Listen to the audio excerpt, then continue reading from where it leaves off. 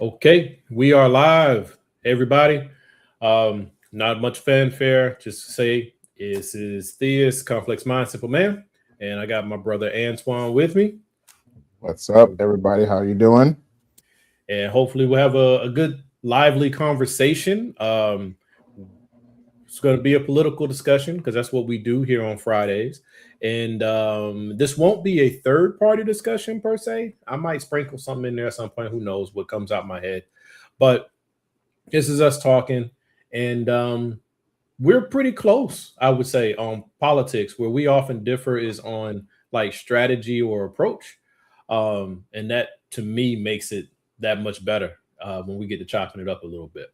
So, so I put on the well first little bit of housekeeping. So complex mind simple man at gmail.com. I turned off my website.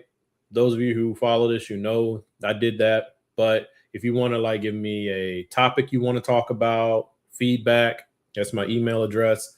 And of course, you could put comments underneath the video. That would be nice. I'd appreciate it. Um, like, share, subscribe, that thing, whatever. But we want to talk about facts over feelings. Hell yeah! And this is, as you could tell from the thumbnail, this is the fusion of my Thinking Out Loud series, but this is a fusion of the Black community and politics, right? So, welcome aboard, Antoine. However you want to lead it off, bro, we'll do it. As you know, we have gotten through the Georgia primaries, and now we have um, our leaders. I guess we're on the Democratic side. We have the leaders. We have John Ossoff, who's going to be running for Senate again, and we also have for governor. We have Keisha Bottoms. Is it Keisha Bottoms? What's her last Keisha name? Lance Bottoms. Keisha Lance Bottoms. Yes. Um, so as I said, everybody had their, Keisha won by a landslide. She won by 30, 40%. So she won pretty handedly over everybody else. And I noticed online when people were saying, "Oh, are you going to vote for Keisha? Are you going to vote for Keisha?" And then there was um, a lot of chit chat going on for people talking about simple things like, "Oh, I met her before and she wasn't really nice," and or I don't she let the city burn up and stuff like that. And I was like, okay, here we go. The same thing, the same rhetoric that we had around Kamala, we're starting to have it around Keisha, right? And it just made me feel like my theory on the pendulum theory, like how society works. And I feel like the Democratic side uh, is now being susceptible to the same uh, bad information that we accuse MAGA of having, right?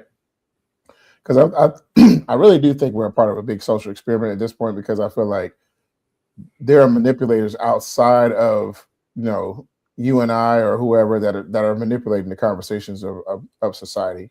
And I feel like that because a lot of the thoughts were like, "Oh, Keisha's, you can't go vote for her, can't do this, do that, do that." I'm like, but do you realize what the opposing position is? And these were black people. These weren't just like these weren't in our fair skin or milk The complected people, palm colored people. milk complected people. Um, this was our people saying, "Oh, I can't vote for her. I can't vote for her. I won't. I just won't." I was like, "Are you serious? Like you rather give your support to a known MAGA person who who is hell bent on doing whatever Donald Trump wants him to do, and the other person who is hell bent on sustaining power for Republicans. So, and then whatever that means as far as disenfranchising us in our vote, furthering down on on the 14th Amendment being ratified and not taken out of the Constitution, all leading to a constitutional convention that they're hoping to have in I think is it Iowa or South Dakota or something like that. I think it's Iowa. No, one of those states. But they're planning on having they're trying to get to this place where they can ratify the Constitution finally and not ever have to have it. And then also Project Esther and those two intersecting with each other. And what does that mean for the black community? So I'm just trying to pull something up here. I mean, it's just really disappointing to see black folks, you know, supporting this, not supporting one, not one of they support around their sister. And I'm also wondering, is it a little misogynistic though? Is it? You think it's misogyny in there a little bit because she's a woman, or if it had been a black man, or it would have been a different situation? Okay, so let me back up a little bit. So yes, I think misogyny is in it. Yes, I think race is in it. Um, yes, all those things. But um, she got the Democratic nomination running away. Exactly. So none of that really matters in a way, unless we are going to get serious about bringing more people into being in the voting number, which I think is a slightly different discussion, right? So I think it's always important to qualify who you're talking to. So if Oh, I'm see. talking to you, I know that you study things. I know you have a background in being a political operative. I know that you're a business minded person. It's like these are the things I know about you as we enter any kind of discussion. So any agreement or disagreement that we have or whatever could only be a matter of maybe your facts are better than mine, maybe your facts are worse than mine, and we can discuss where we might be off, right? Mm-hmm. And kind of reason with each other. But that's because we come to this automatically pre-screened. Yeah. If talking to somebody like off the street, or worse yet, in social media, because in social media there's no accountability, I guess is the word I would Yeah, use. they're just loud and wrong, man. Well, loud and wrong, but like in social media, I think of social media like being trying to have a discussion with someone that can be argumentative and all they people with them, right? There's not going to be a breakthrough. It's not going to happen. That's not even why you're there, right? So the social media is such a negative space that people are just there to argue with each other or browbeat each other um, or something like that. Hey Tracy, if you want to join us, come on in. Um, but I think that's just something that's important to kind of just keep in mind. And then also, I'll be honest, I don't keep it in mind. I'll be like, these, I can't deal with these idiots. I but mean, that's why they frustrate you so much that's because why you I'm don't. like, oh my God. Like, are you like, they're always so emotional based. Like, their responses are like, oh, she didn't make me feel this way. She did, she did this. Like, but what are the facts of the situation? Like, That doesn't 180, matter. they had $181 million surplus from the city of Atlanta when she left, right? She had over, I think it was 4,000 uh 4,000 homes that for people that were in poverty level. So she increased the housing supply in Atlanta, which was a huge issue. Um, they said then there was people were saying, oh well, she quit on the middle of her term. She had completed a term. She didn't do a second term. She decided like no, like not to work for the White House. Those things people don't even consider. They just it's just well, she quit on us. No, how she quit on us? Her Well, term ended. so that's where like title of this segment, like facts over feelings, right? So it's I still say that it's important to consider your audience because more often than not, and this is like from our sales background, more often than not, what someone is saying to you is not their true objection. It's just the easiest objection that they can hand to you. And they hope that that's enough to deflect from whatever's going on because they don't want to get to the real root of their objection. The real root of their objection it could simply be that they're not informed and they're embarrassed by the fact that they're having a conversation with somebody who knows something. So I'm just going to back off and just be like No, they don't back off. rhetorical That's fetch. my thing. They don't. I don't think that they don't back off though. They just throw. I mean, usually No, I'm gonna they tell you. when I say back off, I mean they back off from having an elevated conversation. Oh, I think they go into it with like three talking points, right? Okay. Once you get to that fourth talking point, now they're name calling. You're a leftist, libertard, fool, idiot. You know what I'm saying? You're blah blah blah. Once you know, if you he's black. Yeah. So like I was saying, it's race. You're doing a Danny politics, blah blah blah blah blah blah blah. Once you get past that third objection, right? Their third complaint or their third talking point. At that point, if you can get to that fourth one, they start name calling. You know who you're dealing with. That's why I said when you said in the beginning of your segment, I get to the point of it. If they still engage me intellectually and they still have a conversation, they still understand, come with some facts, then I can deal with it. But when you get to their third one, and they just start name calling, and they just back off or whatever, I'm like, yo, you're not even a serious person. You're just sitting here talking about your feelings. So let's say we're in one of those we're in those, not even hypothetical because we have them, those types of interactions. I don't remember if I said it to you, but I have said this pretty often. If you're going to go into this type of a discussion with someone, you have to know your purpose for even being in that discussion. Right. Mm-hmm. Right. So if you want to convert them, like you're dealing with someone who is a inconsistent or absent voter, and you want to convince them that they need to start voting, then you got to have a different kind of an approach, right? Facts, just throwing facts at somebody ain't gonna get it, right? Because you have to figure out what is it that is standing in their way and find the bridge and be patient enough to build that bridge with them.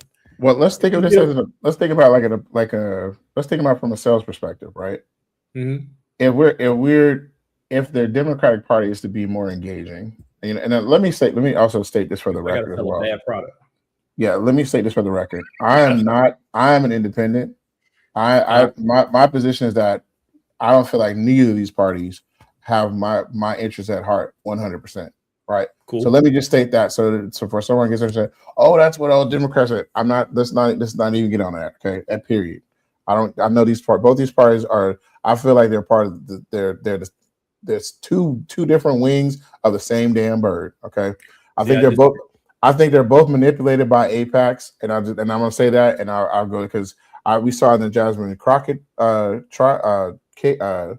the Jasmine Crockett race, AIPAC started sending money to the same person who sent money to Trump, started sending money to James Tallarico, and that James Tallarico's money, they gave him millions of dollars. She gets money from AIPAC too, bro. And you just proved my point. Two birds of the same wing. I'm saying. They put it towards him because when she started talking about and questioning what's going on with Palestine, whoop, okay, we're gonna put our money over here with Tallarico. Okay. Yeah. And the same these are still Democrats. So they're playing the Democrats. They're playing on the Democrats on both sides of both candidates, and then they're playing on the Trump side as well. So we're talking about that's why I say it's two wings of the same bird, right? So here's why I really, really don't like that positioning. Okay. What makes them the same is that both parties serve extreme wealth. Okay. That's what they really serve. I try to put them in the mind of like an old feudal system, because that's where these Europeans come from. Okay. They come from this whole monarchy, duchies and barons crap, right? So that's them. They built that structure. So it's almost inherent for them. That's where they come from. It's what they know. It's authoritarianism. So we have authoritarianism. Say again. I'll say it's like authoritarian. Like they subscribe to one leader. And ride with me on the monarchy thing. Yeah. So just ride with me on it, right? Because at the top of the pile you have the king and his family. And the king and his family, they get to be dukes and all that other stuff. Yeah, right? Mm-hmm. And below them is where they have a leadership class of barons and so forth. They have a lot of power, but all of their power is due to the royals that are above them. So their whole purpose is to serve the royals and to keep the people underneath them under control. Right? Feed the ones you're going to feed, starve the ones you're going to starve, let them fight amongst each other, keep that ribble rabble going against each other so that the royals can just live their life. And the royals fund all of it. That's what we're dealing with. So to me, Congress is that tier where they need the people's vote to get elected. But from the moment that they're elected, they no longer need the people. We don't have structures to recall them. There's nothing you can do short of a violent attack, other than you can either be violent or you can wait. Those are your two options. So their whole purpose is to serve their masters, and that's what they're doing. So I don't even get mad at them, but I don't say they're the two wings of the same bird, because that then implies that why are we even talking politics? Like if that's what it is, right? Well, I feel like in order for us to even get to a place where we can talk politics, or to get to a place where we can talk about this, is that we have to eliminate who's feeding the bird. Like we gotta eliminate the people that are putting their money in. Because hear me out. Good, I'm glad you asked. Because this is when you have more of a Marxist, thought on that process. Because now it's going to be the people that are going to have to rise up, and they're going to realize, okay, both of you don't represent me, right? Okay. Both of you are part of, let's say, the Epstein class, the corrupt system. I'm with you.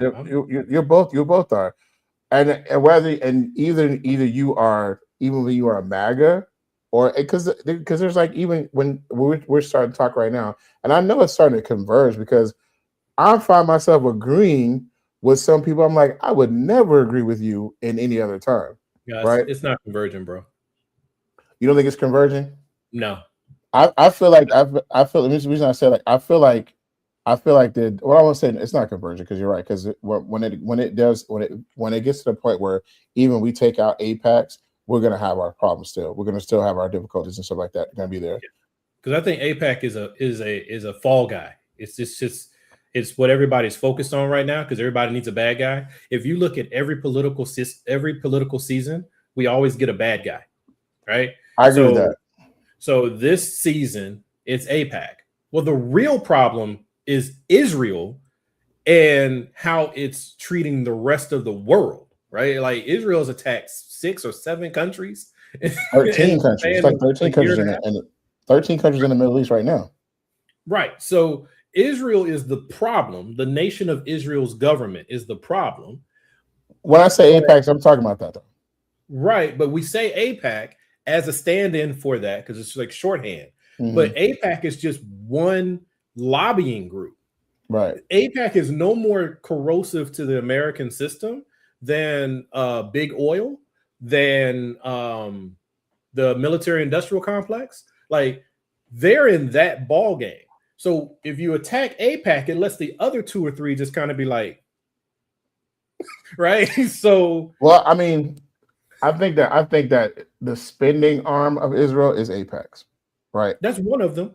And APAC has gotten really slick in that, because everybody is noticing. APAC, yeah, mm-hmm. They have a lot of subgroups now that they just run the money through.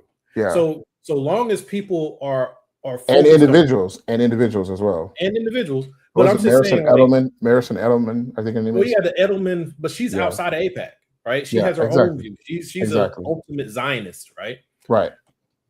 APAC is about, how do I best represent the best interest of Israel and use its power in America?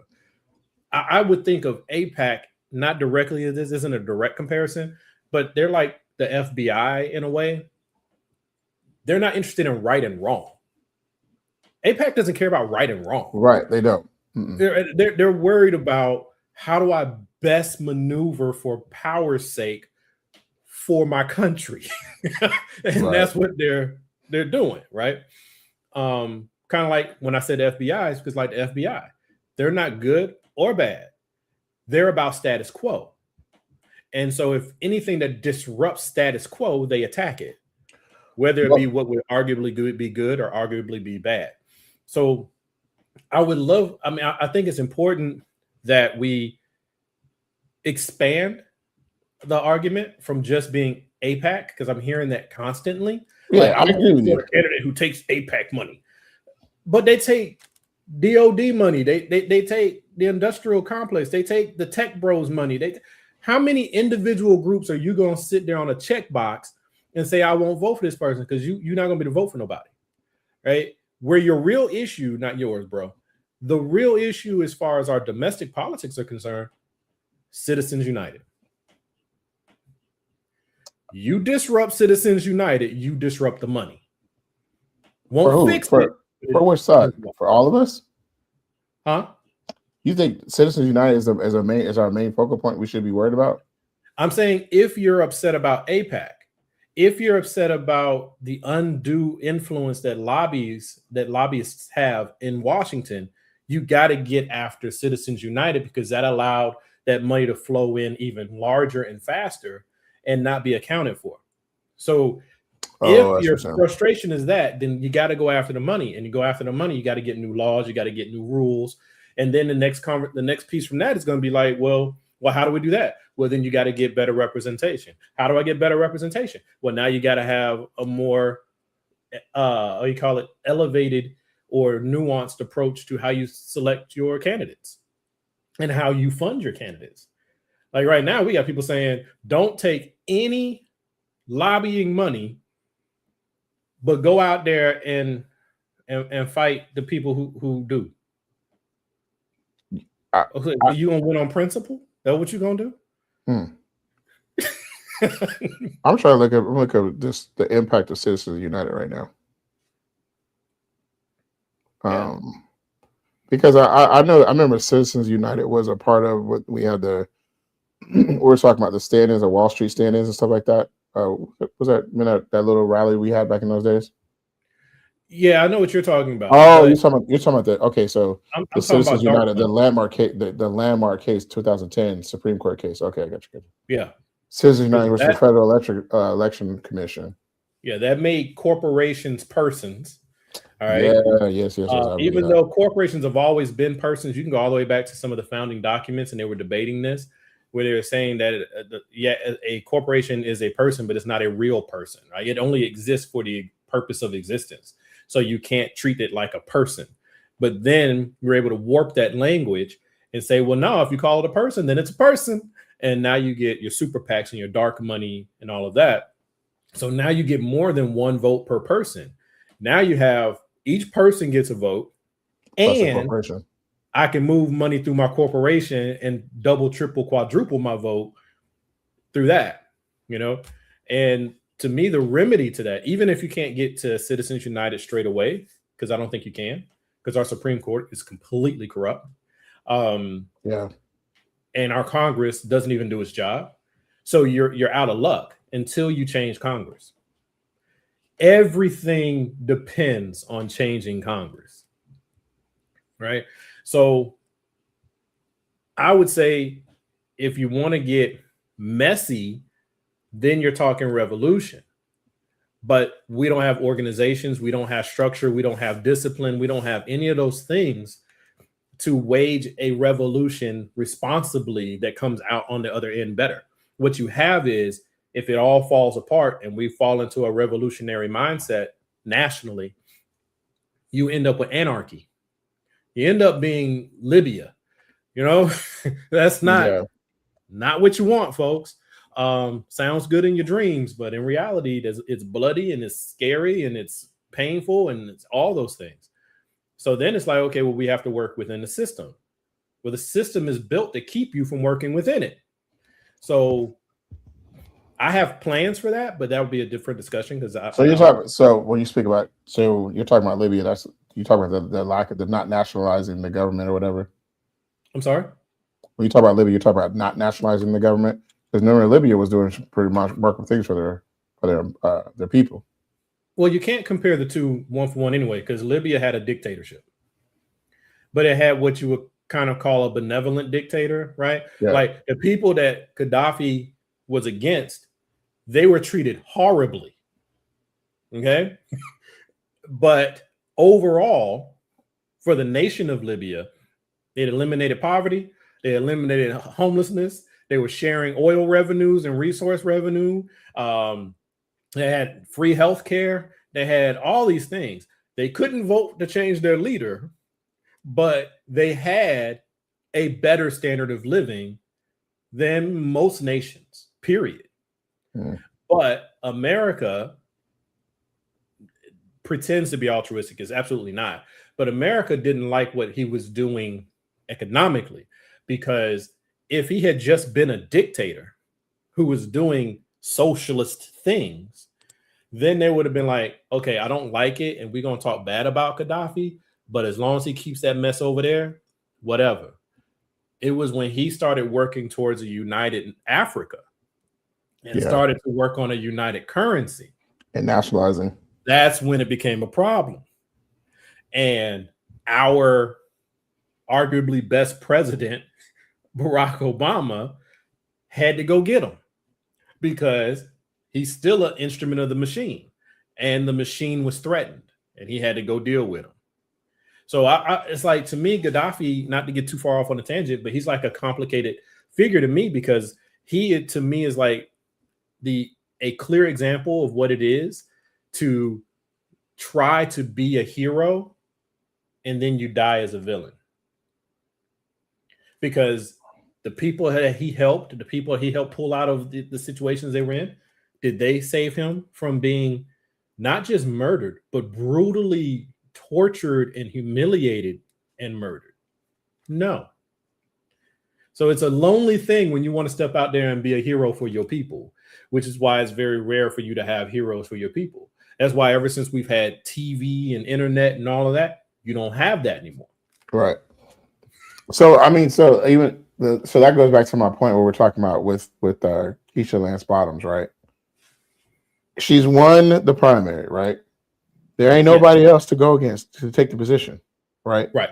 Either you get on the horse and ride that horse to try to ride that horse as many of y'all to the finish line, or you suffer the consequence of the other alternative, right? So here's in a two-party system, there's the only thing we can do. Yeah. That's true, but she wins the Democratic primary, so she's the alternative to more republicanism. Harm mitigation is what I'm thinking about. I hear you there. Yeah, but I'm saying this for the audience, right? The strategy is harm mitigation, because when we start having these kind of conversations, it starts going over people's head, and they be like, "Oh yeah," and it becomes the feelings parts again, right? I'm talking about the strategy that we as Black people, as voters, have to have when it comes to a table that does not want us at the table, right? So we have to look. So as our voting strategy should be, because understanding that both sides don't have our best interests at heart. If you say, well, Republicans, Democrats do whatever about, they don't, because if they did, if Democrats had our things at heart, the Voters' Right Act would not be coming up for every 10 years or every 20 years. It wouldn't be coming. Wouldn't be a sunsetting law. It would be something that would be ratified. We would have that. We would have all our rights. We wouldn't have to fight for them every 20 years. Let me pause on that. I'd have to look it up again, but I did look it up from one of our prior conversations. That's not entirely accurate. Like our voting rights don't actually come up for renewal. It's some other weird gimmick that's built into it as far as like the games that they can play. It's like sunset laws. Yeah, but as far as our right to vote, that's ours, right? But there were protections that had to be reaffirmed, which is another discussion I would love to have. And we'll have pieces of it here. But let's look at what you were saying. So you got Democrats, you got Republicans, and for those of us who exist anywhere on the left,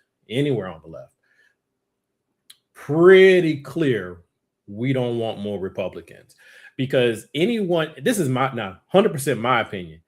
Anyone after the last 12 years that still identifies actively as a Republican, something wrong with you. Okay? So you're literally the opposite of something I can work with, because that means you looked at all of this and you still were like, yeah, but I still got to wear the colors. Right? Now, if you're a never Trumper, or you're a disaffected Republican who no longer like identifies as a Republican unless you really, really get in there and ask them, that's different. But the people who put an R on their chest and run for office, something wrong with you. So, for me, you are automatic adversary politically for me. Okay. But then this is where we get into what you were saying about the strategy, bro. Does that mean that just because she won the primary, a primary that I didn't have any say in who was going to be running in the primary? I just got to say who I wanted out of who was running for the primary. Okay. And so she won the primary. Cool. She is the one that I have to rely on now in the general. Also cool. But strategically and tactically, especially from the black position, it ain't enough that she's black. It ain't none of that enough. I have clear needs. My people, my community, we have clear needs that she showed that she's willing to try to champion with within reason. It's a complicated job. It ain't like she just walk in there and sister soldier the whole thing. Change everything out. but I can trust that she at least has some of those things in mind. But I also know I can't trust a politician. So you have the nomination. It is now my job all the way up to the election to tell you, do these things or I will not vote for you. And the Republicans just going to have to beat you. Because if the Democrats care enough to beat the Republicans, they should care enough to get my vote. Right. They're not entitled to it. So this is the part of the conversation where I talked about feelings, right? So if we're in a sales environment, we're trying to sell us on the idea that who we should vote for, right? Mm-hmm. Then this is where this is where your constituency would come into play. We're like, okay, well, Theus wants this. In order for us to win him over, we got to do this. We got to have some of this on the table, right? My thought is like, who of those two parties or those two candidates are going to allow you to come to the table with it? And it was like, because Republicans already told you, I don't give a fuck about your vote. Not going to listen to them, right? I'm not going to listen to you at all. So the Democrats have enjoyed the luxury of us going mostly going in their direction because they keep dangling the carrots in front of us to say, okay, we'll do this for you, But yeah, we carrot, bro. Yeah, they don't even do the carrot because they know we as black voters will not vote for them. So, and we know that because of how our history is about how hard we had to fight to even get the vote, that the overwhelming majority of us, like easily 80% of us, is going to vote no matter what. Right. So, but still, you can't. I'm not trying to make this a third party candidate conversation, because when you start getting into shit like that, and we start talking about the what has, what is, what can we do, what we have, that puts people on the sideline, right? I don't agree. But it does, because if you don't feel like you have a candidate to vote for it, then what are you going to do? You sit out, right? Because we're not having the right conversation with people. So what people need is for those of us who are active and insist that they should vote to make the case for why they should. And we're being en masse, we're being so lazy about it that we're just like, what, you want Trump? No, and not even that, because one of the arguments is that we need better candidates. Nobody steps up. We'll sit there and talk about shit, but we won't step up. No one runs to those elections. No one even if they get into the running of it, they don't ask them the questions that they should be asking to populate the vote. They don't. Why don't they? That's my point. Because the politician doesn't have to answer you. But they also they're not interested, and they're not also interested in not knowing either. Though they're not.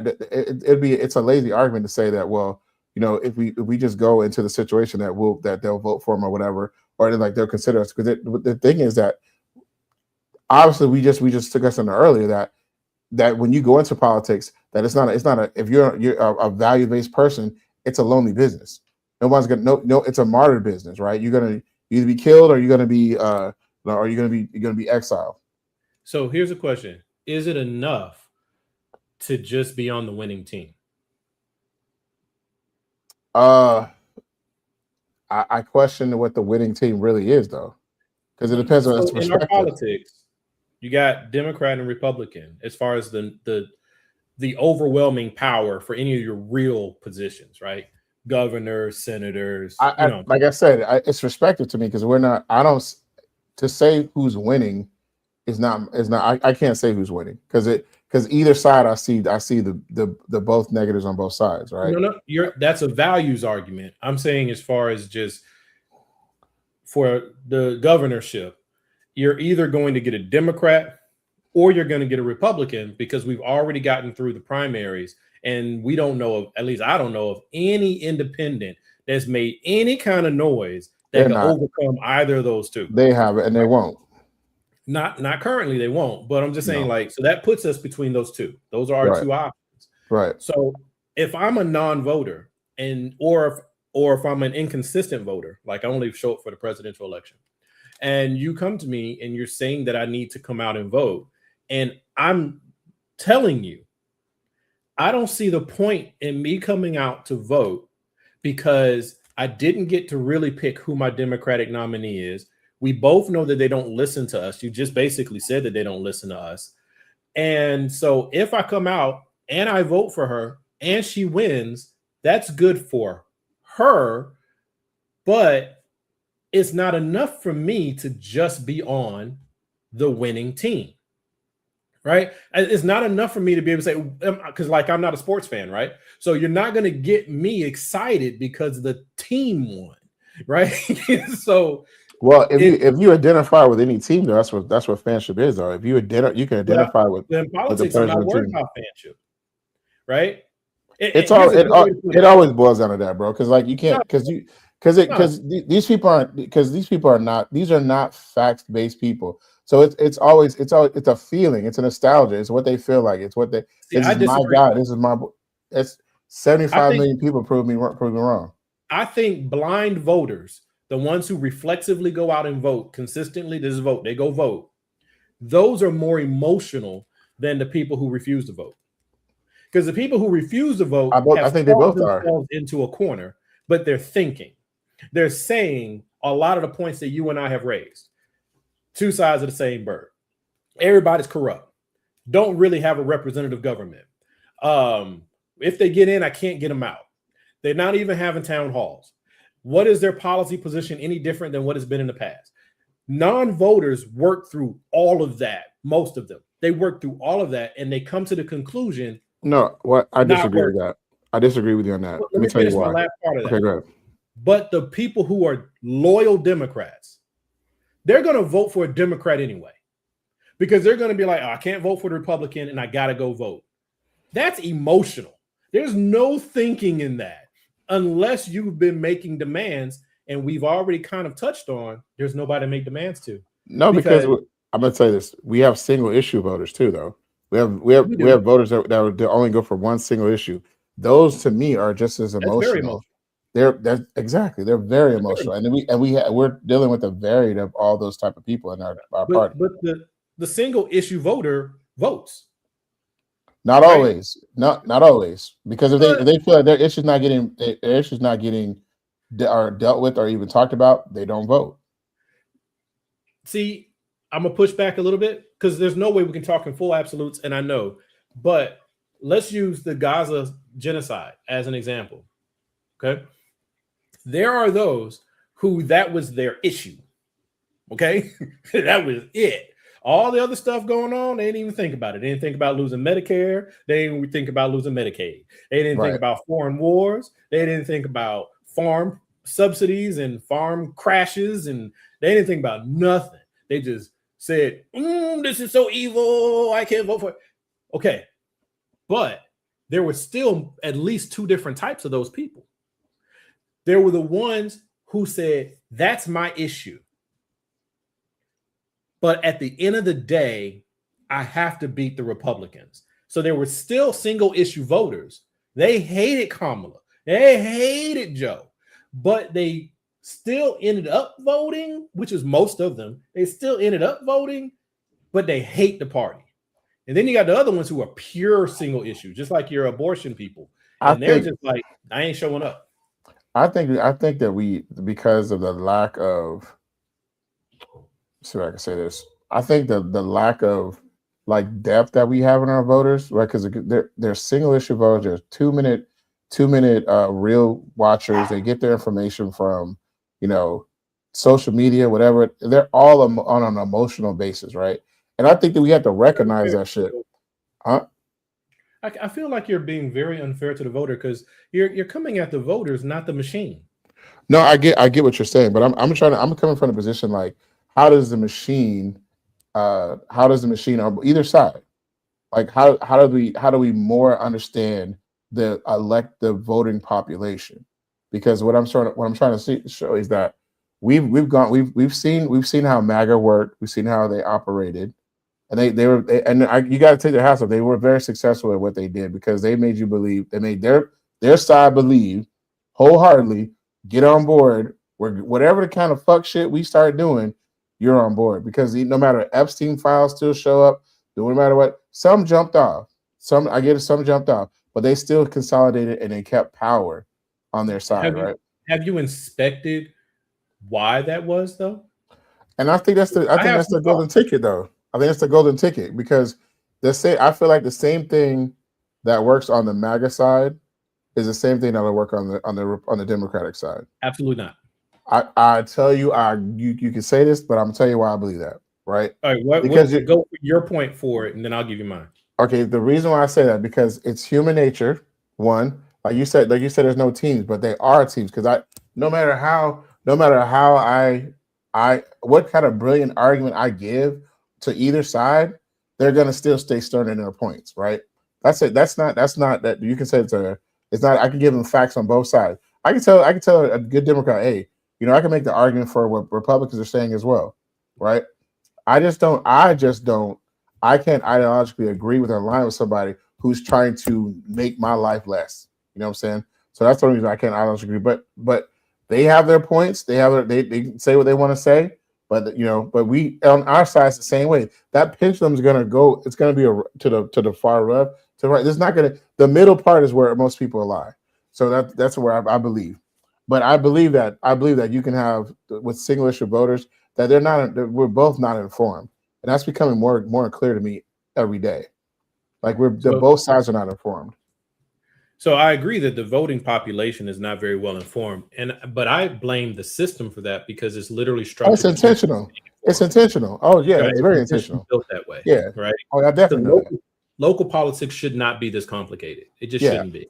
It's definitely intentional. Right.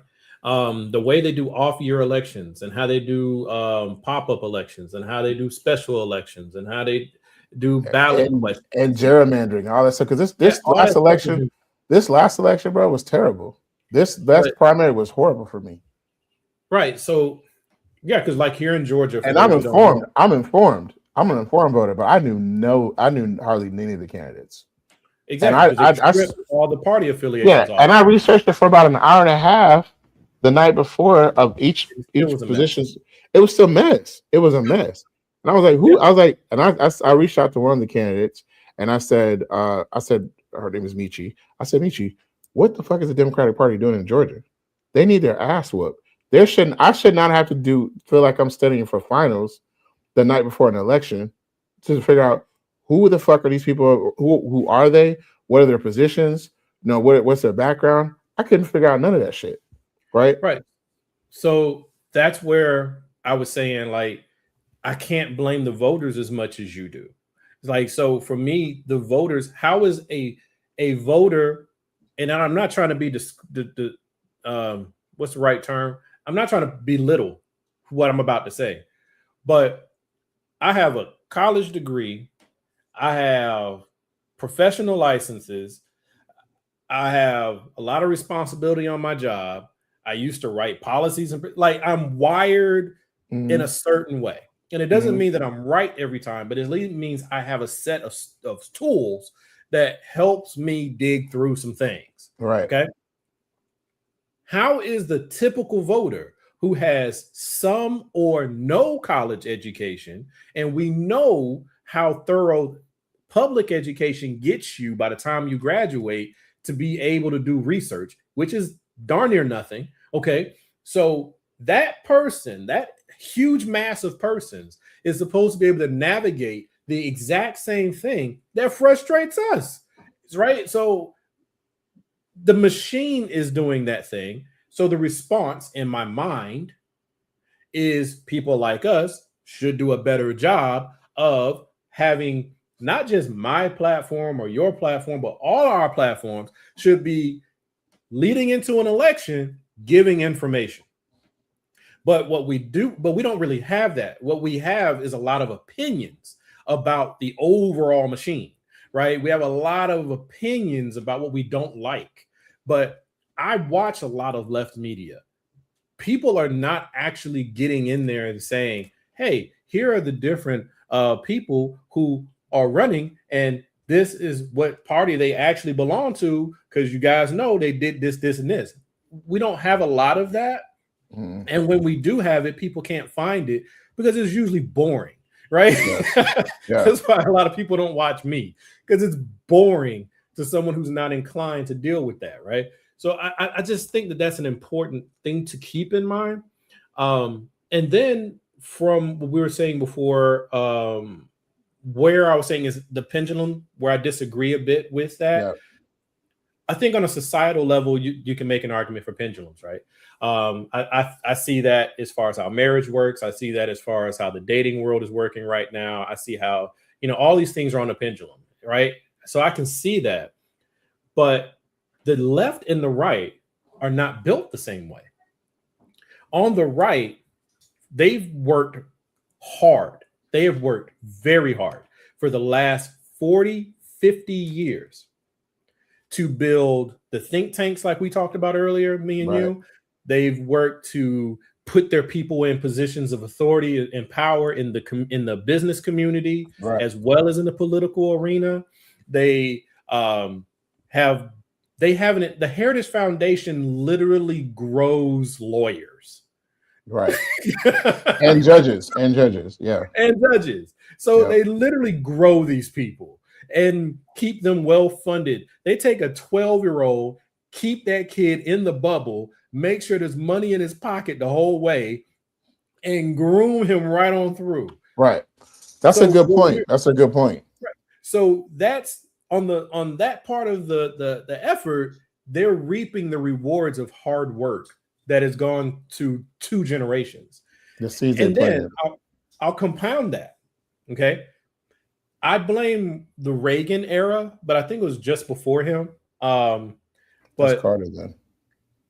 Yeah, Carter was right before him, but it's something about that Nixon, Carter, Reagan kind of era. But remember, Nixon was ousted because of Watergate. Then Carter came in. He was a one-term president because they felt like the Iran scandal, he was very soft on things. And the Iran situation was really Daddy Bush. But not to get into all that, but what I was getting at is during that time, the Republican Party fused, and it's really conservatives. The party names are so arbitrary, it's a distraction. It's really liberals and conservatives.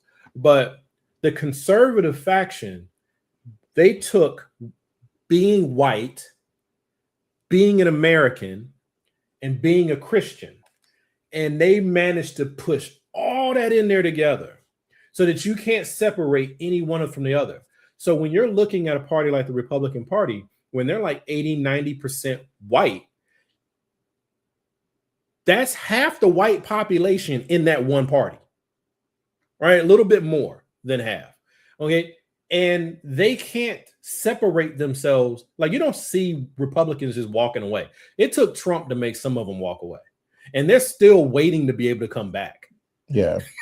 So they can't just disassociate. They can't say, well, I'm no longer a Republican, because once you say you're no longer a Republican, your tribe is going to say then you're also no longer a Christian, because there's no way you can be a Democrat and be a Christian, right? So there's so many hooks in them, they can't move. Compare that to the left. The left isn't even the Democratic Party. The left is anybody who won't be a Republican. So you got black voters who vote Democratic because, well, I can't vote for those people, but I don't like the Democrats, so it's easy for me to sit out. You got the gay community, where they have the similar dynamics that the black community does. They look in and be like, well, I don't want to vote for them unless I got a lot of money, just like what black folk do. Unless I got a lot of money, then maybe I'll vote my wallet, right? So well, they vote their wallet because some of the billionaires right now are all gay. Well, but they've worked hard. That's another excellent side point. They worked hard to get into these positions because during the 60s, 70s, and 80s, it was not a good time to be gay. And these people who now sit at the top of a lot of these heaps that are gay, they had to weather that storm. And when they came out of it, they said, never again.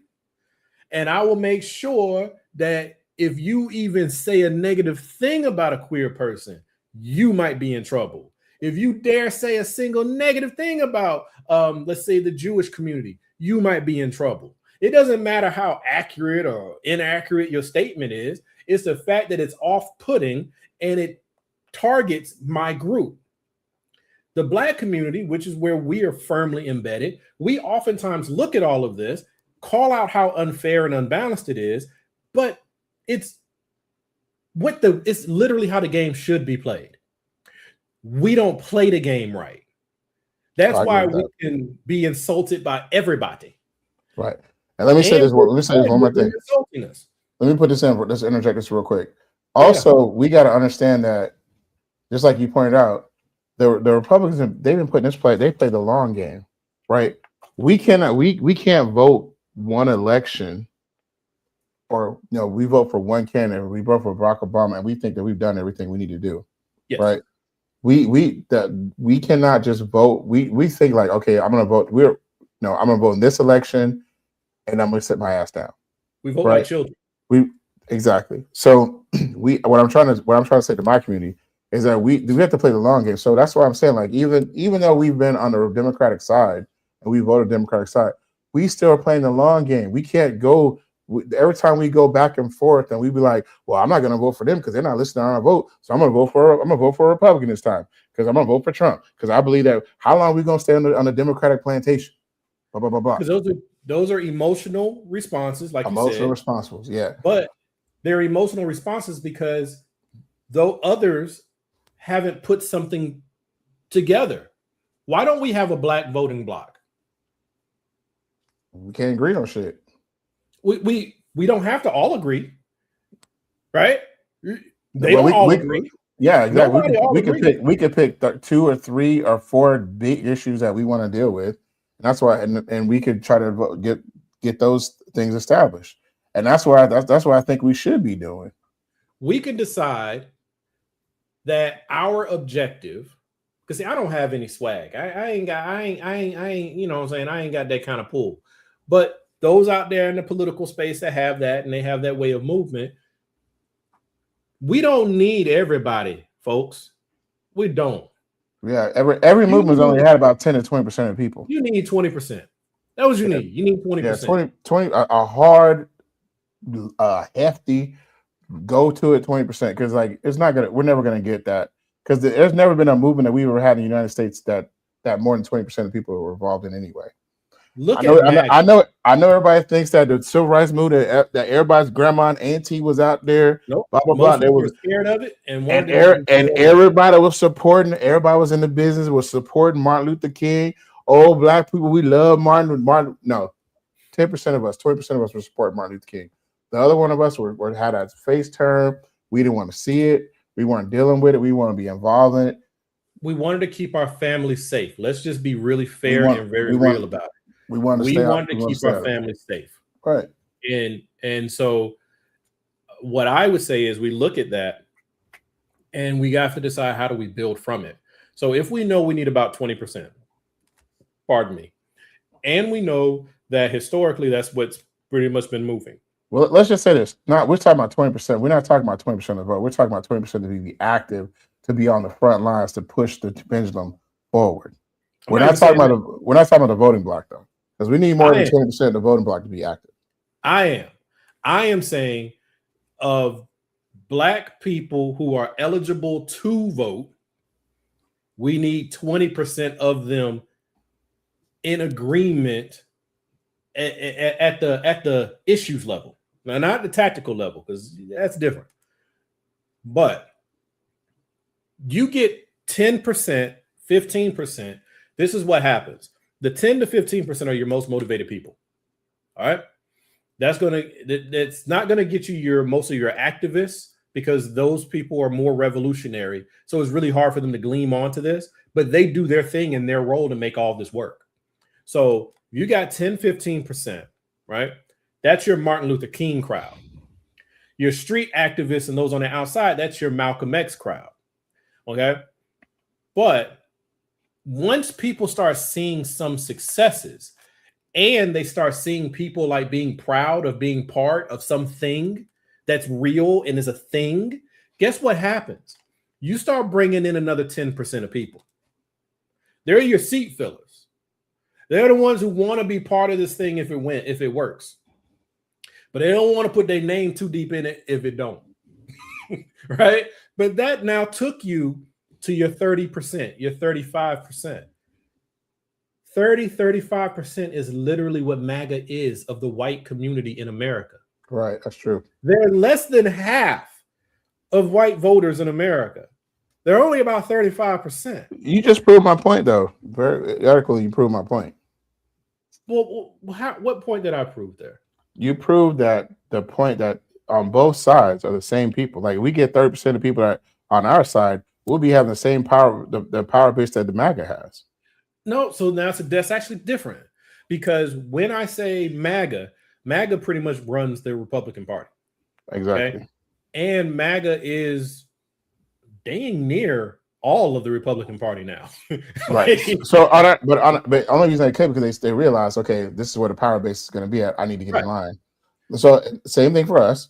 If we have 30% of our votes, and then we have our black voting bloc. And we also, because what you're talking about, you're going to get allies, they're going to come on as well, right? Those people, the only thing we won't have, and we'll try to work to get, is the people that are white poverty, people that are in white, poor white people. And we get poor white people, we'll pull them from MAGA. So I agree with you as far as that thing, because side note, our United Core, my organization, that is part of the larger umbrella move. But my focus is Black folks, because we got to be in a better position so that when we enter into partnerships, allyships, whatever we want to call it, that we are more unified when we come in, because we're working with other unified groups. Right? Exactly. You go in and you want to work with La Raza, they're already unified and organized to an extent so that when they know what they want, right, and they're going to negotiate based off what they want. We have to at least gel enough that when we step into the arena to say we're going to work together on schools or school funding or small business funding or something like that, we're not just looking to join what they're doing. Right. We're actually coming with leverage and with plans. So that's what I'm trying to work my way towards with our United Core in my own haphazard way. But at a larger scale, this is why I say it's not the same with the MAGA thing, because the Republican Party is literally half the population of America. And so you can say Republican and white almost at the same time. Like they just kind of go together. Are there other groups in there? Yes, but they're, it's a white party. But you look at the left, you look at the Democrats, it's a rainbow coalition for real.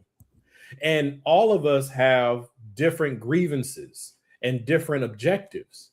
And so it's not as easy to communicate with us. When you go out to the Republican Party, you can craft a Christian-centered appeal, and you will catch a lot of fish in that net. Right. Come over to the left, and you come out with a Christian appeal, you ain't gonna catch most of us. Right? You're gonna get some Christians, but the Muslims are gonna slide out, the atheists are gonna slide out, the agnostics are going, you know what I'm saying? So it's like it's much harder to talk to us. And then when we talk about just the Black vote, so I think it would be good to have a Black voting bloc, but I have no illusions of the fact that we're only about 13% of the population, and about 20% of our voting population is disenfranchised. So you're already cutting the number down there. So we don't by ourselves have the ability to shift a dang on thing. But we can come together and say, you know what, we can do better with schools, we can do better with business, we can do better. We can focus on how do we build some leverage and then do what you were talking about, which I think is absolutely critical. We make I call them partnerships versus allyships because I don't trust allies. Mm-hmm. But we build partnerships with these other groups and other interests. And now we come back and we can fight against Republicans a lot smoother. And we might not do that as Democrats. Like I'm at the point now where quiet is kept. This hopefully would be the last election that I vote as a Democrat, because I'm ready to be like, you know what? Every disaffected Democrat, every disaffected third party, every disaffected everybody, we're going to all jump up over the next 2 years. We'll get through this election, but the work starts now. We all get up and go to a third party, one third party, not the third party, one third party. Because if you pull all of us leftists, well, a huge chunk of us leftists, and we land in one third party, let's say Green Party. I always say Green Party because they're the easiest to land on. They got ballot access and stuff like that. We land there. What we call the Green Party today no longer exists. Right. It's literally us now. It's the DSA. It's the progressives. You know what I'm saying? Like, it's not what it is right now. And then we can play hardball. We can start taking state and local elections. Yeah, absolutely. Can definitely do that because we have a more centralized power base. But we can also become the clear spoiler. Democrats, Republicans, y'all the ones who ultimately get to play the game. Democrats, we took 25, 30% of your population. They're with us now. So if you want to win, yeah, that's still we're still talking about this is a long that would take 20 years to establish. 20, it literally can happen in 10 years. It would still, what I'm trying to say is like, if we're looking for, let's say we're looking at a roadmap, right? And we're trying to get to where you're talking about, because ultimately what we need to do is become mature voters, and we need to understand, especially as Black folks, we need to understand, and also for the Democratic Party, that this is where I also put the blame, because you talk about the machine. They have to understand of how do we set, because we know that our base is the wide ranging net, and we got to get everybody. We got to get the Rainbow Coalition. We don't need to be looking at issues like single issue type situations, right? And a lot of times they try not to.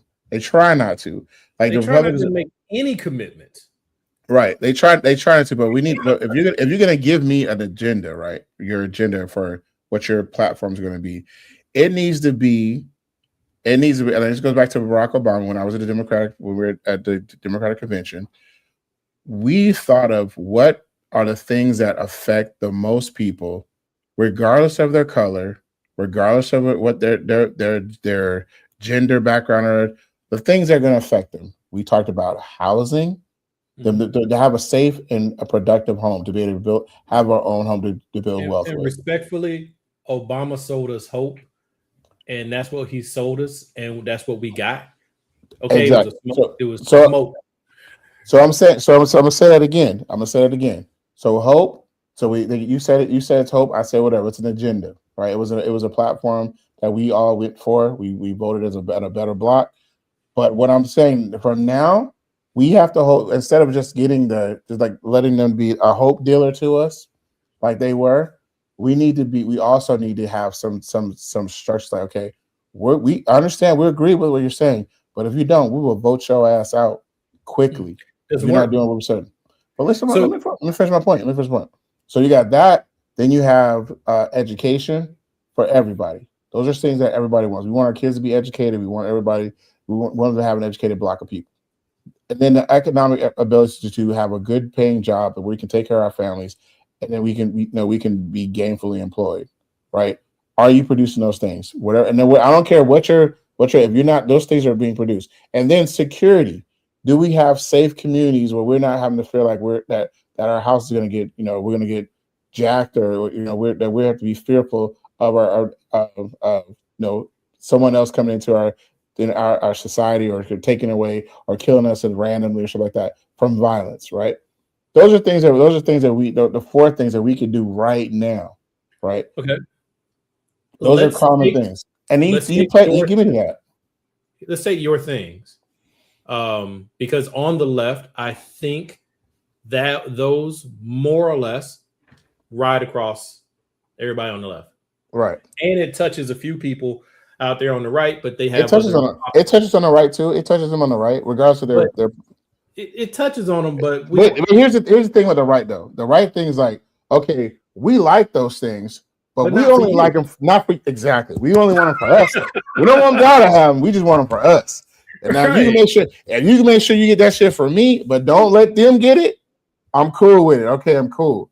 So, but if you tell me that they're gonna get it as well, I don't know. But I get to call me but I get to call them the N-word. Okay, you got my vote. Well, that one I'll pull back a little bit from, because I think we overplay the racism card, not the race card.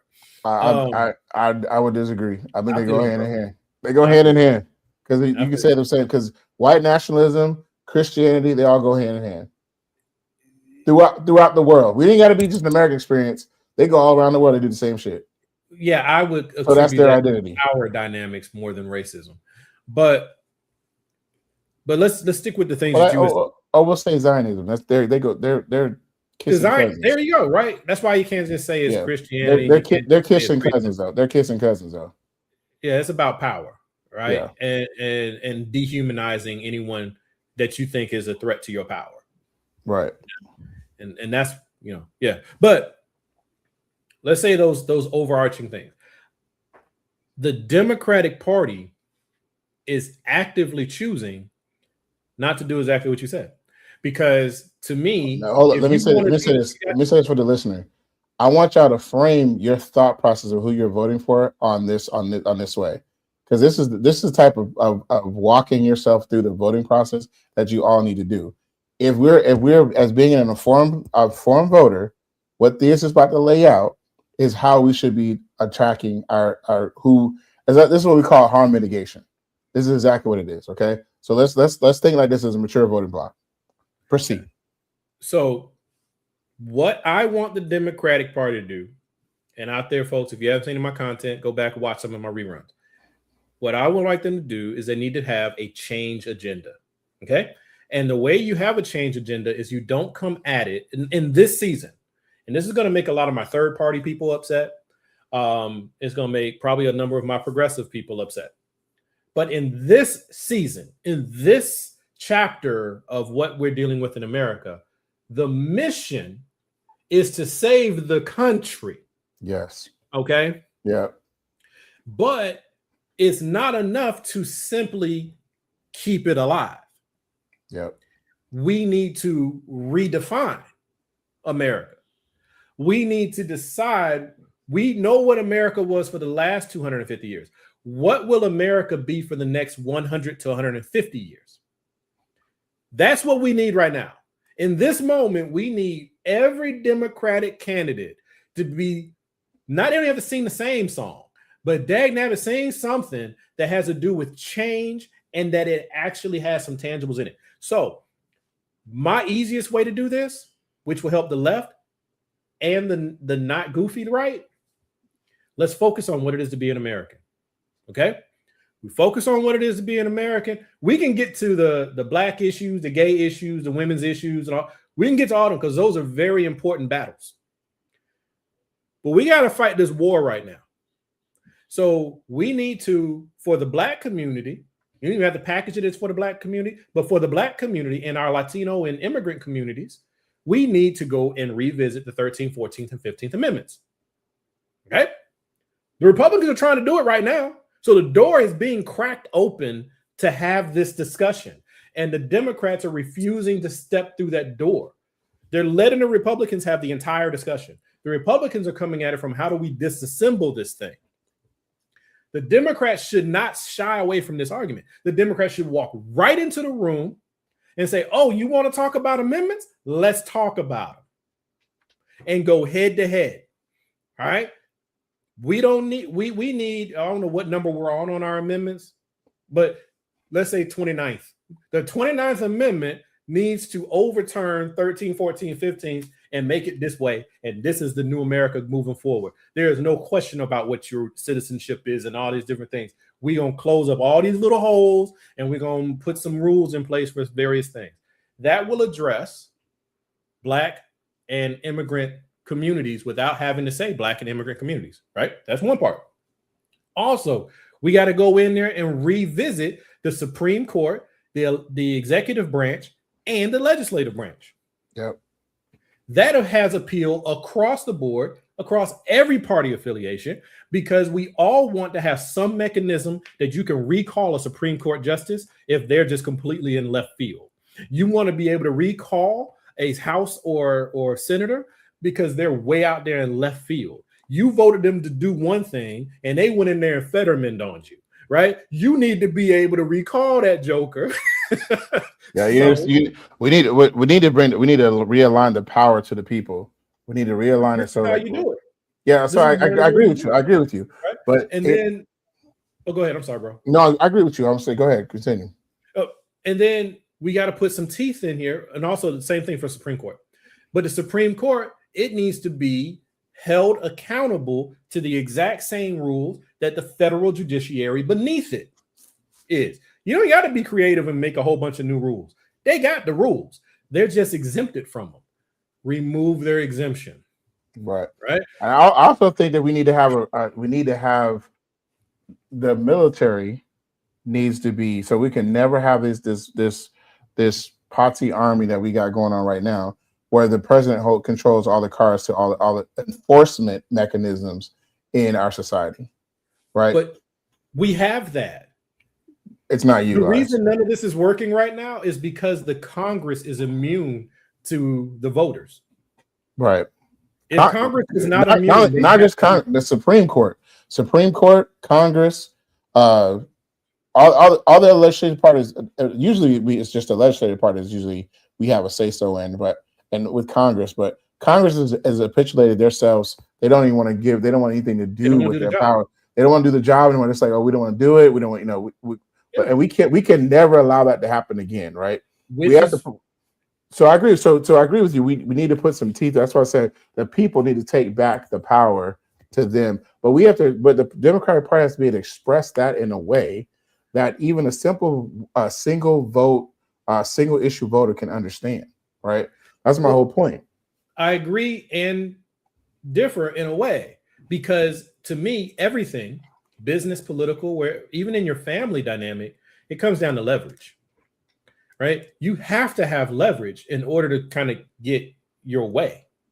So if we can get the Constitution, we want to do this whole constitutional amendment thing, let's do it. But let's address the different amendments like I was talking about. Let's address the amendments that have to deal with, well, not even they're even really amendments. They're just, I think they're amendments. I'm kind of lost as far as like what articles give the different powers to the different branches, but revisit that.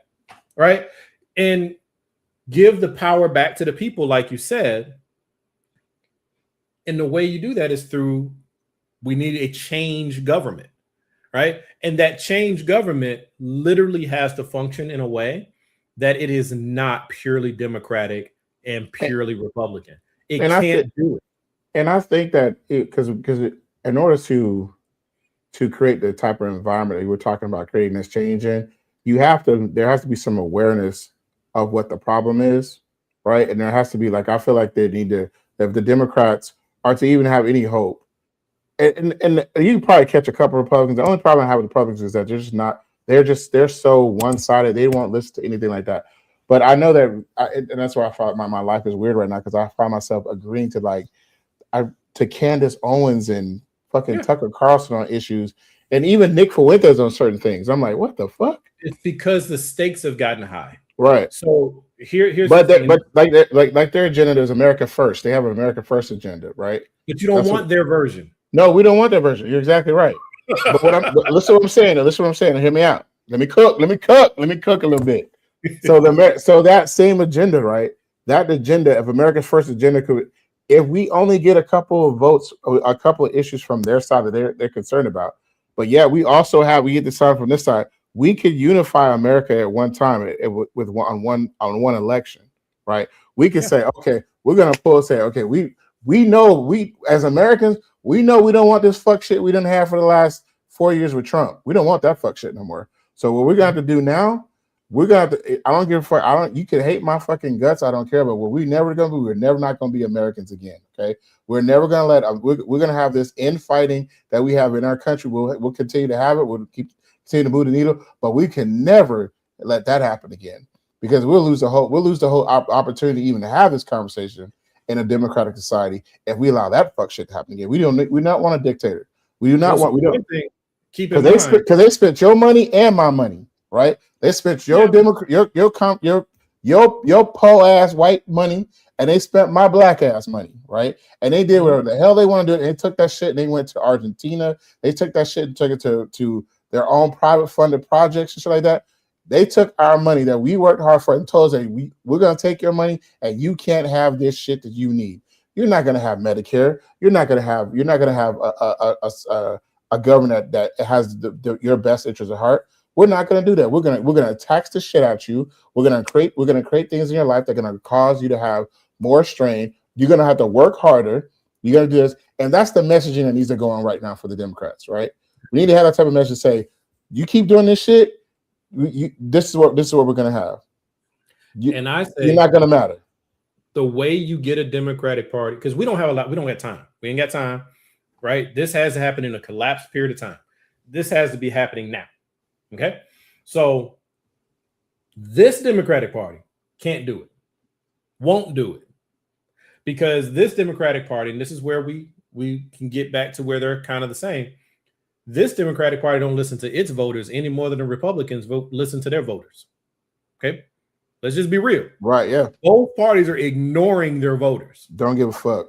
Okay, so to get the Democratic Party to give us a change platform, I mean, not even a platform, a change team, because we don't need just a change president. We need change president, change secretary of everybody who want to be something. Anybody wants to represent the people. Anybody who wants to represent the people. But that's a nebulous thing because the people are all over the place. You're right. But you say that your mission needs to be popular or unpopular. This is what I'm going to do. Because, see, right now, both parties are uniquely positioned that they both want their own Trump. Right? You listen to the people on the left. If you really listen to, especially your third-party people, you really listen to them. Yeah. They want their own Trump. They want somebody who's going to step out there with their chest out and do the things that just need to be done. Yeah, that's what I said. But that's dangerous, but it's kind of where we are, right? So that's why I'm saying we need like a whole, the Democratic Party is the best ones that could do it just because of their reach, okay? But they don't have the capability right now because of their sclerosis. So what we have to do, in my view, and it might not be the right solution, but it's a solution I got. I'm taking it back. We all jump, go to third party. We go to the third party and we sit our happy asses over there and we start running our own candidates and all the different things. And then with the Democrats, because they're the ones who's going to suffer behind it. Republicans ain't going to suffer behind this. The Republicans are going to cheer and be happy about it. The Democrats are going to freak out. Because when you lose 30% of your base, those are all the people who are working hard.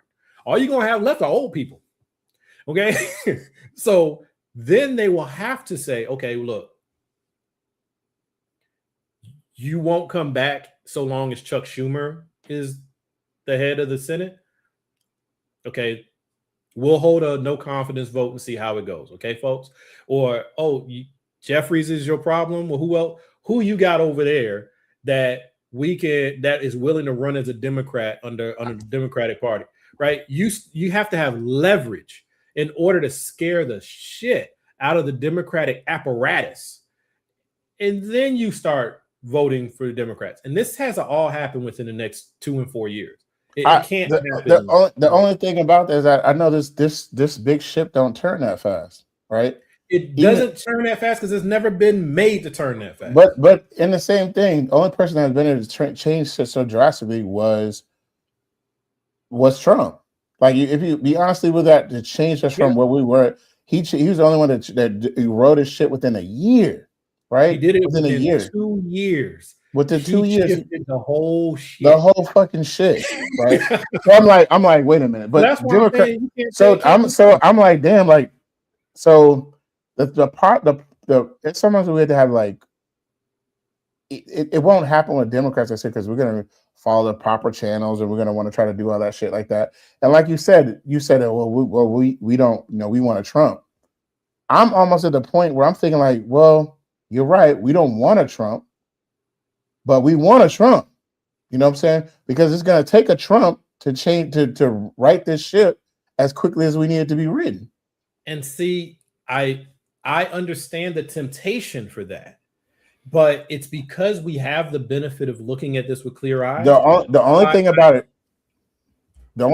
is I think that with our side, right, with this side that we're on, we're trying to fight for, they will put the guardrails back in place so that the Trump that we want to rapidly move it, will still have guardrails to the people.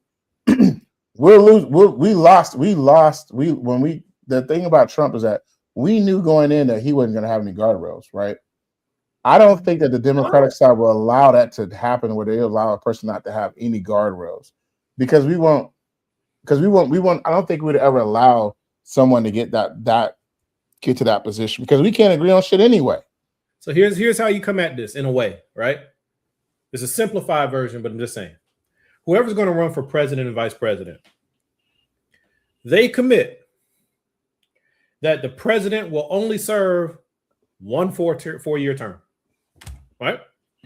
And, well, not only, but to say I'm gonna run my 4-year term, and I commit that if I am not doing what these things that I said I was going to do, that I will consent to being impeached and removed at the end of my term, or not reelected. Like, give the people something that they can then hang around your neck if you're not doing these things down the street.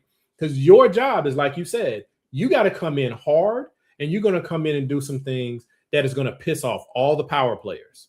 Okay? So you got to come in and almost handicap yourself at the same time you're big up in yourself, right? So you're going to come in, and you're going to come in with the big stick. Okay? Coming in with 8, 9, 10, 12 people plus, because the Senate is 100% up to us as the people who go in there. I don't care how much money is flooding the system. It's 100% up to us. The House is a different story.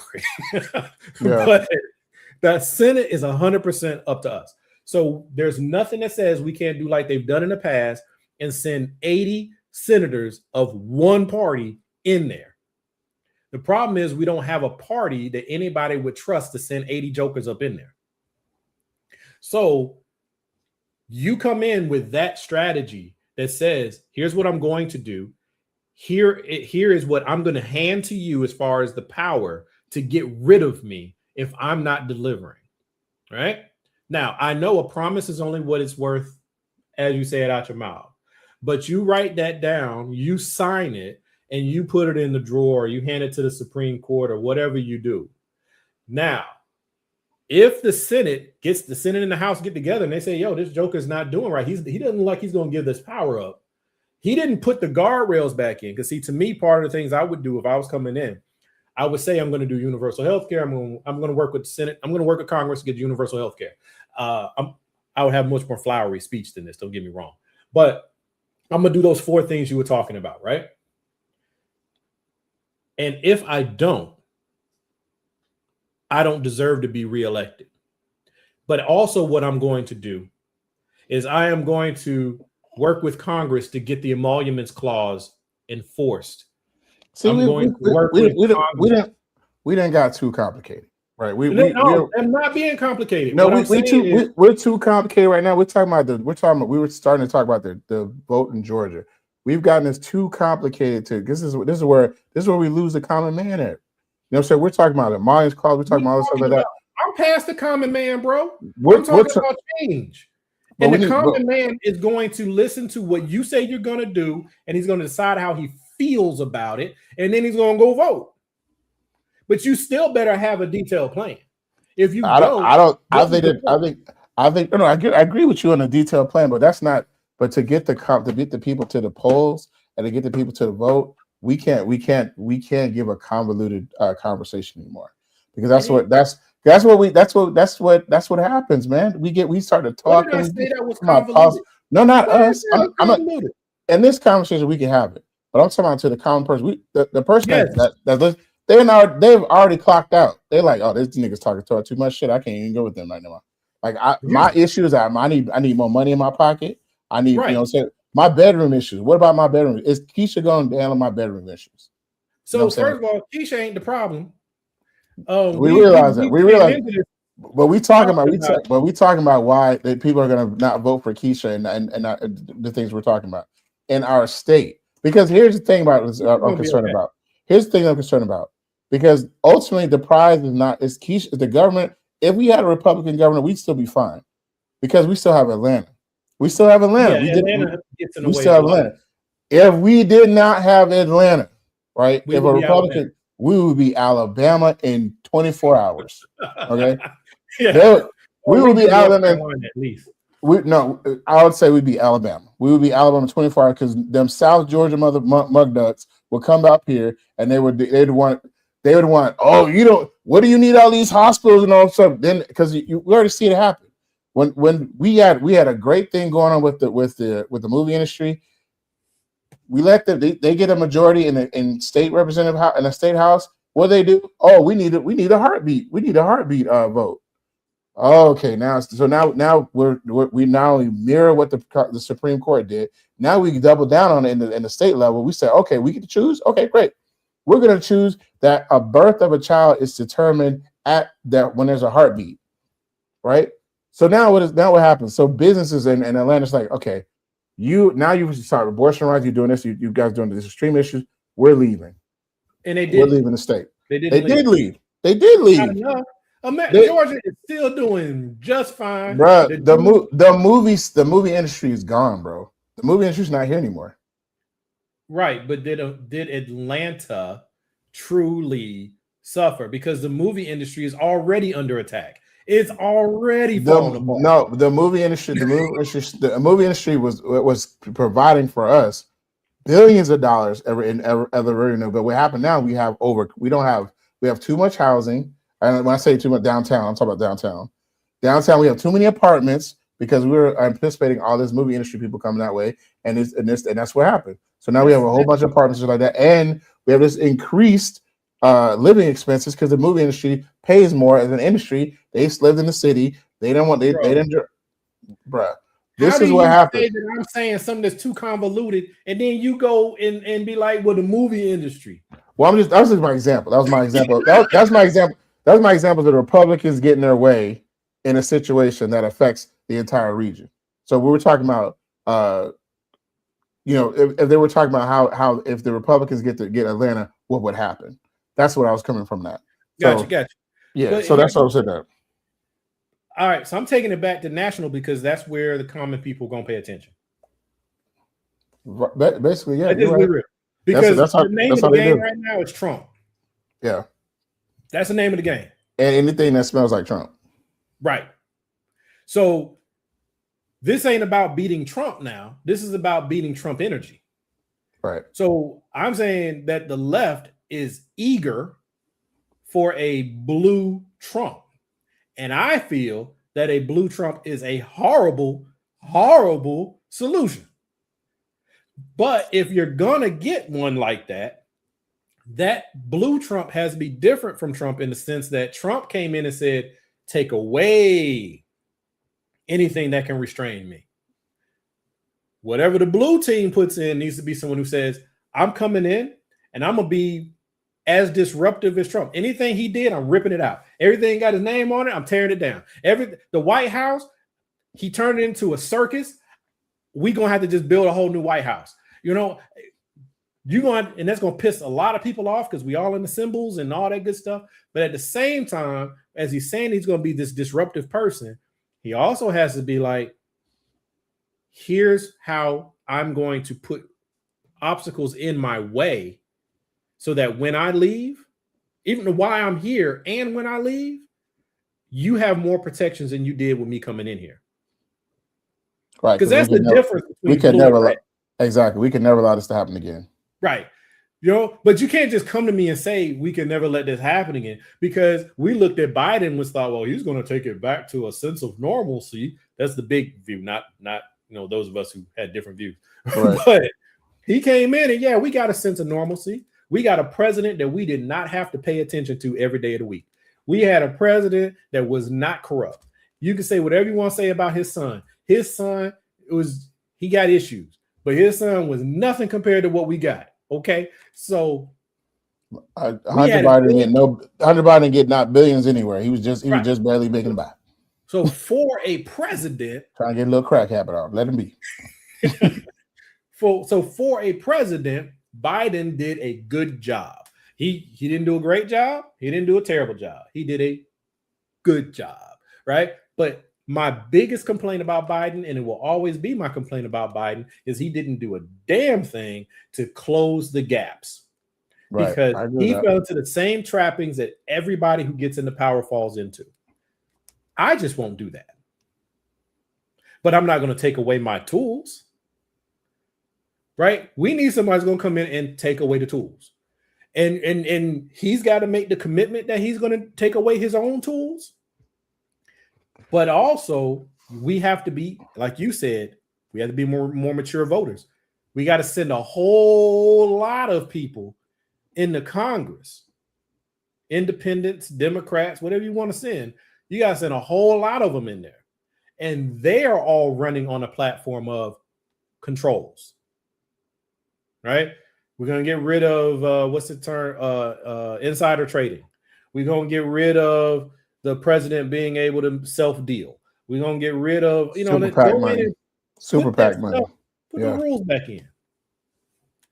And then you will find that voter, that common voter that can't follow all the different little intricacies at the same time, because they got their own bubble of chaos that they're trying to manage in their real life. They will pick up on the vibes, because that's what most voters are. They're vibe voters. Vibey, I feel. Right? Give them something to vibe on. But yeah, that's it, man. I kind of spun myself out on that. But what else you wanted to hit on, fam? That's it, man. Shit, I just want to talk about these people. Like, we got to come up with a plan. And I actually, for a Democratic person, I want them just to have an opportunity to just look at. What did Tracy say? Oh yeah, it won't. You're right, Tracy. It won't. Things won't return back to normal when Trump leaves office. Because what's going to happen is there's going to be Trump 2.0 that's going to be able to slip his little ass in there if we don't do what Winthia talked about, and we don't get some guardrails put back in place, and we don't establish that, and then also this other thing about Biden I didn't like either that you talked about. When he had opportunities to close the gaps, he didn't do it, and he also refused to do it. Like he could have said, okay, if you guys don't want, if I can't get a consensus to do it, I'm going to do it anyway, right? Mm-hmm. He didn't have the courage to do that. He didn't have the courage to do it. Not his personality. And I think that in itself is, I think, what's caused Trumpism 2.0 to even be stronger and more menacing than it was with Trump 1. Because like, oh, you motherfuckers ain't gonna do it. Oh, okay, then we see you've shown your hand, so you're gonna so because what happens with Trump is they like to slide between the rules. Like they either obliterate the rules altogether, all these little social graces and shit that, we're not gonna. These are understandings. Yeah, these we call it memorandums of understanding. Oh, they aren't laws, but we don't have to do them. So all those supposedly memorandums of understanding, they need to be eliminated, right? You need some black and white shit. I look at it like it's like having a loved one, or it's like having a child. You let your child, because you thought that you had an understanding that your child was going to behave a certain way. It didn't. So what do you do now? You put rules in place. See, when you had my trust, You could have kept it on the trust level. You chose to push against it. So now I got to put rules in place. Now I don't expect you home by 11. You better be home by 10, right? Like but I think this statement that Tracy put on there it sums up things so well. People think once Trump leaves office, things will return to normal. It won't. I am saying first, as a black voter, right? Y'all know how my lens works. But in this discussion, I'm talking about as an American, because I believe that's what we have to focus on. Yeah. We don't want back to normal. No, because we want a legit change administration, not just a change candidate. We need a change administration. And that means the president, the vice president, their whole cabinet, and any congressional representation. They all got to be pushing on a change agenda. Has to happen. I know the Democratic Party is not going to like it because they're corrupt. And they want to be like, hey, this is our turn. This is our turn, guys. Let's take it for what we can get. No, because now you're just going to create the next backlash. Okay? Fix the country. And then understand. And this is where it's completely antithetical to a politician. If these politicians come in and do exactly what I just said, they will be punished by the American voter. And they will not be reelected.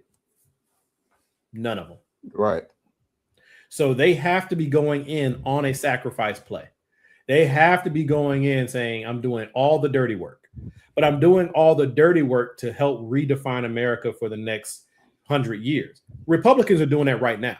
And they're like, we're going in here and we're going to do all the dirty work to redefine America for the next 100 years. That's what the Heritage Foundation is literally doing. Right. So we just have to have the opposite energy. We want to do it for the benefit of as many people as possible. They want to do it for the benefit of as few people as possible. Right. They want less people to vote. We want more people to vote. It's like, right. But no, once you get in that office, Mr. President, Mrs. President, whatever you are, you will not be reelected. One term and done, huh? You don't even got to commit to a one term. We'll make sure you only get one term because you will be so disruptive. We ain't going to like you. Like universal health care, just hit that real quick. If a administration were to actually come in, or if a party was able to come in and deliver to us universal health care, guaranteed they will never see a re-election in that cycle. Won't happen. Because the economy is going to take a hit. You're going to have all these people laid off. You're going to have to build new structures within the government to house these people. You're going to have to build new structures within the government to oversee those people, right? It's going to be loud and messy. And it's going to be scary and confusing before it gets good. People hated America. Or is it what's the thing called? Obamacare. They hated that damn thing. Okay? They hated it because the website didn't work. Right. But then 2 years later, they're like, yeah, okay, this ain't perfect, but it ain't so bad. Well, by then, half the people who put it in place, they lost their job. Yep. What's up? So, in short, vote for me. Send me. I'll go be your president. And I don't even want to stay in there too long because I don't like that old funky house. I'll be the first one to help build a new house. And I don't want to be no president. Tear that thing down. Tear that White House down. Tear it down. That's that post I made. I hope he paints the White House pink and lavender. He got look what he does of that thing. He already got looking like a trailer park anyway. It's got all kind of shit on it now. It's just, boy, I tell you what, you can't teach class. Like my mama said, like you don't know how much money you got, you can't teach class because he got that shit looking trashy as shit. You know what I'm saying? The White House look. They having wrestlers on the White House lawn and shit. What the hell is this shit? and you got a fucking big pit over next door. And this is the photo ops that you want to give to the country. Say, oh, this is the best and brightest. We got a big fucking hole across the street because you want to put gold. You know how tacky fucking gold is?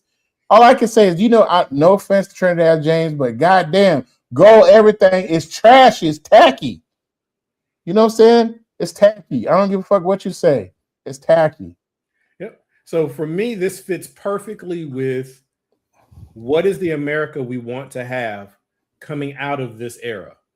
And that new America needs to be able to stand for the next 100, 150 years. So what I would like to say is, in the new America, we shouldn't have a White House built on slave labor. Just shouldn't. No. We know our history. We've looked at it. We've studied it. Let's learn from it. Take some pictures, build some scale models, put that shit in a museum, and tear that bitch down and build up, in a way, what Trump kind of wants. Build a modern White House that has the defenses and has the infrastructure and has all the things. Could you imagine staying in that old funky house? I listened to a YouTube video earlier. They were like, yo, George W. Bush didn't stay at the White House. He spent as much time as he could at his ranch. Trump don't stay at the White House. He spent as much time as he can at Mar-a-Lago. Only president that stayed in that White House and felt like it was something nice was Obama. Right. And Michelle hated that place. And because you brought our mama, like, look, you're gonna have to come because I can't trust you people food. But hey, everybody, thank you so much. If you caught this segment, Appreciate y'all. I appreciate y'all. Thank you, Tracy. Just thank y'all. I had a good time. Antoine, thank you for chopping it up with me, bro. Anything you want to say to the people? So next week, this same time, same good place, we're gonna have our special guest. Special guest will be Akira Prey, the daughter of civil. I won't say civil rights, but a cult hero, community leader, Akbar Prey. If you don't know his story, look at his story up. Akbar Prey. She's going to be here. She's not representing her dad, but she's a frontline activist. She was just recently over in the Alabama dealing with the gerrymandering that was going on in Alabama. She was in the front line. She was right there. Edmonds Pettis Bridge. She was right there. You know what I'm saying? She was right there. She was in the march. You know what I'm saying? So we got to get. So I'm excited to have her on next week because she's a revolutionary mind. A revolutionary person, and just want to see what she has to add, after this good conversation we have. But Black folks, let me say this: don't let your feelings get over the facts. We need to get to the finish line. I don't care what Keisha did to your grandmama, or what she didn't say, or you didn't like her macaroni and cheese recipe online. I don't care. You know what I'm saying? If you don't try to say, well, she ain't really black enough, don't start all that shit. Yeah, don't start all that bullshit. Yeah, don't start all that bullshit. We know that who don't want us to get moved the pendulum at all, and we know who's might possibly help us. So get behind the person that's gonna possibly help us. Okay. Yeah, let's do that. Here's how I will put it to y'all, everybody. And you've heard me say this before. I know Tracy's heard it. I know you've heard it. We have to be mature about this. Okay, the time to be like, this person isn't perfect, is all the way up to the election. But if you haven't done the things that you need to do, and we haven't done the things that we need to do to have a better option at the time of the election, then you need to vote for the best option in that election. Harm reduction is the only play when you haven't done all the things that give you a different outcome. And then you continue your work to get something better. Yeah, it ain't time to be an activist. It ain't time to do an opposition or an activist vote to I'm going to show them over there, because that's where we're at right now. Some of y'all who did that, I'm going to show them because I'm going to get off the Democratic plantation or kind of shit, is why we're at where we're at now. We've already... No.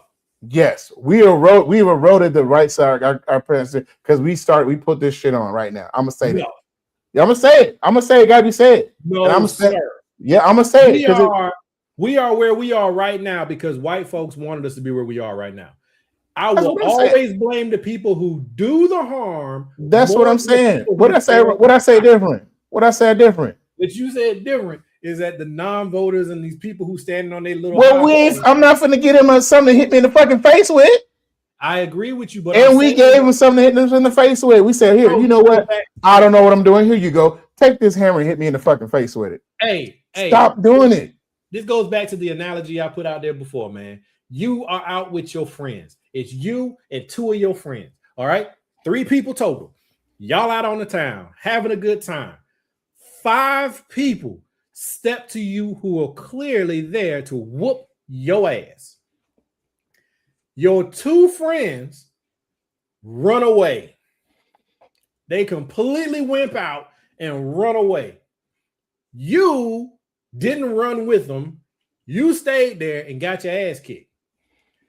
Who are you more angry with? Oh, here's my thought. No. I'm gonna tell you. First, I'm gonna fight these motherfuckers in front of my face right now. They gonna get their ass beat. I'm gonna get it, but guess what? When I rip my crumbled ass up, I'm gonna fuck them up. In my own house, I'm gonna fuck them up. I might not get to them now because I got to deal with what's right in front of my face right now. So my point. So back to my point. So that what you said. So if we're mad at Keisha, the time to fight is these motherfuckers in front of us right now. We gotta fuck them up first before we try to start talking about what Keisha did, what she didn't do. You're focusing on the action. I am saying you're gonna lose this fight. Who are you more angry with, though? The people that left. Why? Because you left. We could have fought this. Now I'm gonna fight you a different way. Like I'm gonna fight you a different way because I'm gonna fight you a different way. Right here, I'm gonna fight you right now. I'm gonna fight you right now because I gotta fight you right now, right? Because right now my life is imminent. This is my life is depending on it. But when I get back off this ass whooping, and if I don't get up, somebody coming after your ass because the story's gonna be told that you dished out. So let me clear this up for y'all out there.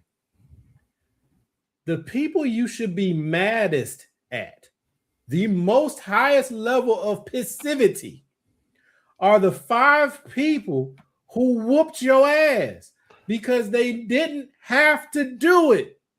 They chose to pick you and cause you harm. You should always be angrier at the person who harmed you than these cowards who failed to stand there with you as you got your ass whooped. I'm whooping everybody's ass. You should be mad at everybody. Consider me immature. I'm whooping everybody's ass. But what you're saying is not logical. It's emotional. The logical side of this is if these 5 people had walked up on you, they could have just as easily said, "Have a good night." But they didn't. They made a positive decision to hurt you. Your 2 friends saw this. They didn't want to catch no heat, and they ran away like some cowards. They left you. They left you to whatever might happen to you. You should be mad at them. But even if they had ran away, if those 5 people did not harm you, it would not matter. You could then go to your friends later and be like, "Man, y'all some hoes for that." Oh, I'm definitely gonna do that. I'm definitely gonna do that. I'm definitely gonna do that. I might look like Martin on that show with my you knots on my head. But I'm like, oh, you some hoes though. Yeah. Y'all some hoes. But I need people to hone in on what I'm saying though. So I get what you're saying though. Being mad at the Democrats or so busy being mad at the non-voter or the third-party voter who didn't defeat the Republicans. When if the Republicans weren't acting like this, it wouldn't matter. So be mad at them. Stop blaming your own side. Okay. So let me put it into convince them to stay. So let me say this. So in this same scenario, what I'm telling you now is black folks, don't be the 2 friends that walk away. Right? Stay here and fight. Stay here and fight beside your fellow person or your allies, or whatever you want to call them, whatever you want to say them. You got to fight with them now, because right now, the objective is that we're about to lose all our shit. Like we're about to lose whatever. We're about to lose all our shit. Whoever, if you're LGBTQ, right, and you don't feel like you who wants your shit to be worse? Republicans. Yes. Fight virus. Hispanic people, Latinos. Who wants you out of this country right now and blame you for everything in Earth? Republicans. Okay, you on our side. Link up with us. We might not agree on everything, but link up with on this one right now. You can link up with you, but here's the messed up part of this, bro. Black folks that been saying they ain't got our votes. They don't got our best option in it. Okay, we gonna handle it in house. We'll talk about that. But right now, we got to go deal with this. Right? We turned our backs. Black folks, we turned our backs on the Latinos when the ass whooping came for them. And we know that people were saying, Wait, no. Now, don't give me that some of us were there. I know some not that. But you gotta look at the voter. They voted for that shit. They put themselves. And look. If you look at the voting rolls, the majority of Latino males and Latino females were voting for Republican. They put themselves in that situation. They did themselves harm. All of them got caught in the shit. So what I'm saying to you is that's not our fault. We told them not to do that though. Away with this. We told them not to do that. We told them not to do that. It defies what you claim that you're after. 90% of the women said no, or black women said no. The black men, I think 82% of us were voting. 85% of us voted for Democrats, right? We voted for Kamala. Yeah. Right. Mm-hmm. When it comes to the numbers for Hispanics, those numbers, 60% didn't vote for Kamala, they voted for Trump. Okay. So they voted for Trump. So, bro, the majority of y'all were on that team. These allies you're talking about, let's say it was a split 60-40. These allies you're talking about, that's that 40%, right? It's got to be the 40%. That's that 40%, right? Yeah. Why the fuck would I want you to be my ally after you just said, nah, the other 60 left y'all asses, so we what I'm saying is that we try to tell you, we try to ride with y'all. We try to ride with y'all before, but you need to talk to your 60. Talk to your 60. Fix your 15. Fix your 20. We trying to. That's what we doing now. That's what we're doing now. Y'all some clowns. No, that's what we do. We call them whatever they do. This is in-house. That's why we having these conversations right now. That's what I'm saying. Don't let because you don't agree with Keisha or whatever, fuck up some shit like y'all did with Kamala. Don't let it happen. First of all, okay, so we have a difference of opinion, y'all, but we end at the same place. We are at that last stretch right now. Okay. The options that are in front of us are in front of us. So my view is push Keisha Lance Bottoms in the Democratic Party and threaten to withhold your vote and threaten to sit it out and threaten all the things you need to do. Use every ounce of leverage you have between now and November. But understand, in November, you ain't got but two choices. And the wrong choice is to take the third one. Okay? So I agree with you, bro, Antoine, as far as in November, we got to vote for, just vote for it. This is where we are. Time is run. The clock ran out, folks. Clock ran out. Vote. But I am not saying that with my eyes in any way clouded to the fact that if you don't apply pressure, you won't get anything.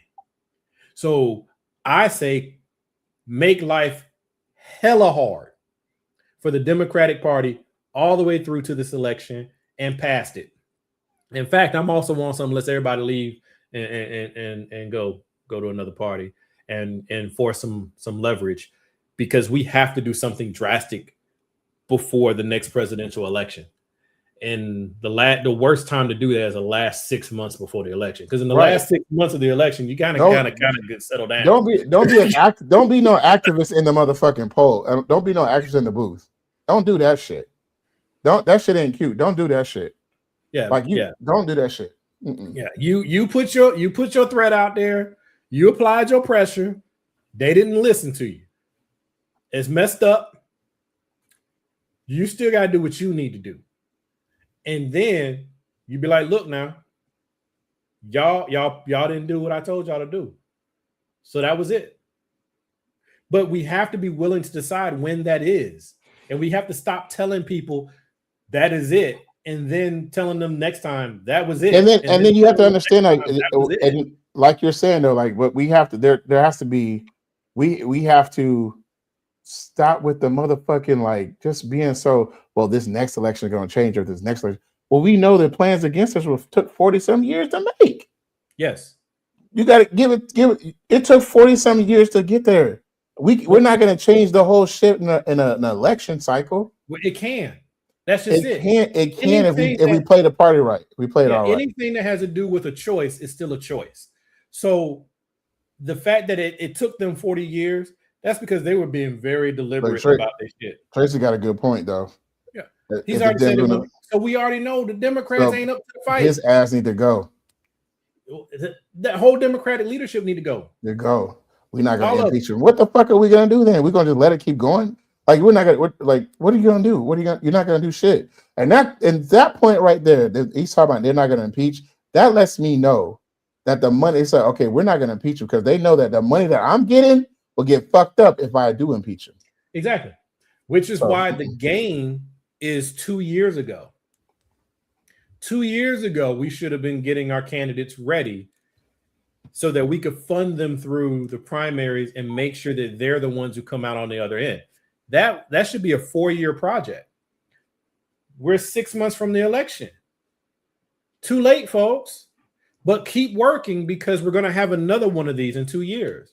So we need to be ready to field our candidates as soon as this election is over. We need to start having some candidates ready and running that we are funding, we're building networks for, we're doing all the things so that we can send somebody in 2 years from now and be like, hey, Jeffries, you had 2 years as speaker. Congratulations. It's over. Yeah. We should have impeached him like before that, though. It's like, look, you're not doing. No. You got to go. We got to leave him. For right now, every Democrat we got, even the worst of them, except for Fetterman, all the that need to stay because they're seat fillers. Yeah. So every Democratic seat you have is one less Republican seat. So we need all of them in there. But we also need to be sending independents and sending third parties and sending progressives and sending DSAs and all of them. We need to be sending all them jokers in there so that once they land, because like whoever that do this up in Maine that they're all worried about, Graham, whatever, he's one of the people who's in there. Like, look, man, as soon as I sit down, not voting for Jeffries, right? So send more of them jokers in there. And that's how you get rid of a Jeffries and how you get rid of a Schumer. But we got to do the work. And like you said, it takes time. I'm just saying we don't got 40 years. No, we don't got 40 years. We got 4. So it's time to be really radical because we can either be politically radical for the next 4 years or within the next 5 years, we'll be at war internally. And externally. Anybody wants that. And externally, because they're gonna be real. Because what's gonna happen is the other countries gonna be like, oh, they vulnerable, they sweet. These niggas are sweet. Yeah, they sweet over there. So all this rah. They've been big talking. They ain't got no missiles. They ain't got no weapons no more. They sweet. They sweet. And they got internal fighting too. They can't agree with each other. Oh, they sweet. Like, I'm not saying this would ever happen, but let's just be like, just think about it. America shoots all its shots all around the world, causes complete disruption. We're the new Germany of the modern era, okay? Which means, however this turns out, we're going to have to go into a bit of a sleep mode. We're going to have to like really be licking our wounds and just trying to stay away from everybody for a while. And it's fine because we've had 250 years is about that time for that to happen to America. But if we're broken when that happens, and it's not just because, Trump made bad decisions. We got to settle down. Let's focus on America for a little while. That's one thing. A different one is, we got our ass whooped. And we ain't got no more weapons. And ain't nobody joining our military. Ain't nobody coming to, ain't nobody coming to help us. Yeah, ain't nobody coming to help us. Yeah. Now, then what happens is Canada takes the states right across the top of the border. Mexico takes back Texas. Everybody starts stripping us for parts. Right. And then you looking like the old ass wildebeest on the Lion Pride. You like, okay, all right. You was the big grand wildebeest. No, we were scared of you. Now you looking real sweet and vulnerable. Yeah, time to settle scores. Not all that shit you've been pulling around. Now it's time to pay up. All that China's shit you've been doing around the right country. Yeah. Everybody worried about China, but China ain't trying to fight with nobody. No, China really don't need to. China's a 3,000-year-old civilization. 5,000. 5,000. They ain't even trying to fight with nobody. They don't care. No. We're like babies to them. They don't care. We're like diplomacy. We'll do that shit to diplomacy. We don't worry about that shit. We got money. We got money and influence, and all we got to do is be the opposite of you. Yeah. we just gonna bring opportunity to them. They bring opportunity, economic opportunity. That's how we do. We're gonna grow out. The whole world speaks Mandarin. Yeah, exactly. In Mexico, I'm getting tacos and motherfucking chop suey. Right. Exactly. And it'll be America's fault. And America will be in. Which is the real cost of racism? I'm gonna tell you that right now. The real cost of racism, which in and of its own self is also and white supremacy. Being white supremacy and abuse. Like you think about America. Okay, here's a good way. I just thought about to keep this position. It's gonna cost y'all a lot. But we can't keep it. It's over. No. We can get it back, but we can't keep it. So I'm looking at it and say, okay, who was the original like conquerors or masters of evil? Europe. Okay. Mm-hmm. So Europe did all kinds of fuck shit around the world. Then it took some of its worst people and sent them to America, and then sent another set of prisoners to Australia, right? Get both of them out the way. Now, these two decided that they were going to continue in the spirit of the place they came from. But they are now the two of the strongest European bastions in the world. Mm-hmm. Meanwhile, the European homeland, they got problems. Yeah. They got problems. Yeah. So it's just the time that it has to run on. And I think that's part of the beauty of like China and even Iran. They are on a much longer time scale. Like Russia too, they're on a much longer time scale. So they're just like, yo, what's 100 years?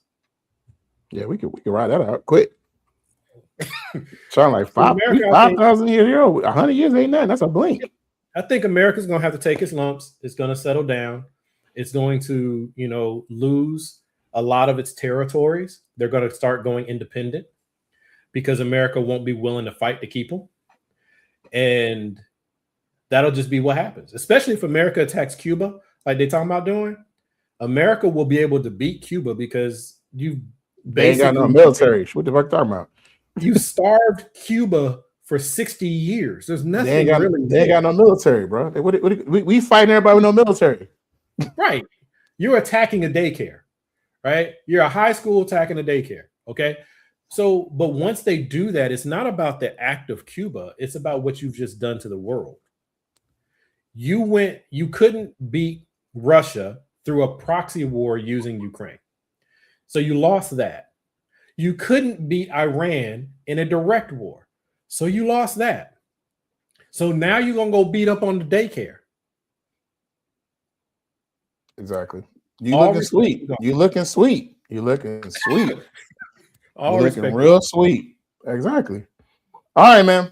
Good talk. Yep. Good talk. Appreciate you, man. You have a good night. All right, man. You too. You have a good night. Everybody, God bless. Let me hit this button. What, bro?